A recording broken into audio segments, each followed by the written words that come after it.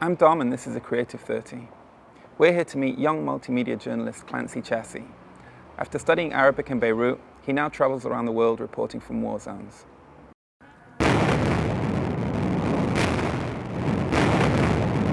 Did you always want to be a war correspondent? No. No, I always wanted to make films. I mean, I grew up around a lot of filmmakers, and that had always been, cinema has always been something that I felt very strongly about. And then obviously through university, and getting more sort of involved in human rights work and activism, after that I needed to do something that more directly contributed. In Lebanon and Beirut, what attracted you to that part of the world? I think I'd always had a personal connection, growing up with Palestinian friends and being very much drawn into the competing narratives of the Arab-Israeli conflict. I had come from a very creative background, and I was very happy to be able to apply that to very, very real tragedy and help convey that better. I go everywhere on my own with my camera, my laptop, my stills camera.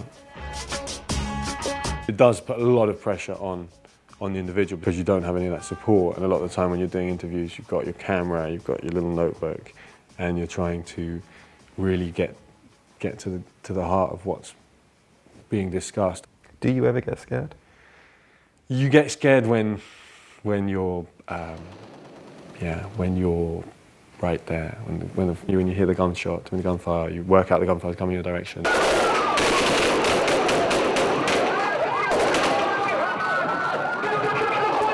When I think it was in Gaza last year, and I ended up with the rocket crew actually testing a rocket into the Negev desert. I'm on my way to visit a secret rocket factory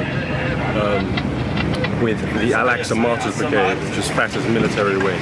You had all these Israeli reconnaissance drones monitoring. You can hear them and you can see them, and they're obviously communicating with the Apache helicopters who routinely strike the rocket crews. That was a very terrifying period where, your heart is pounding because you know that you can be targeted. Remove from now. Try. Open your car. Drive your car. There's something to taking these people's experiences and going after the stories and the commonalities, the shared experiences that help people back home engage with our shared humanity. In fairness, a lot of the time, the material speaks for itself. I'm really, really keen to use these very serious experiences in this quite serious time to really develop some powerful art, some powerful cinema. Now I feel very, very strongly that it's important, whatever you do, that people see it. It's a way, just to make films for critics, it's indulgent. And my office always tell me I'm too serious. I'm really not that serious. I'm quite silly.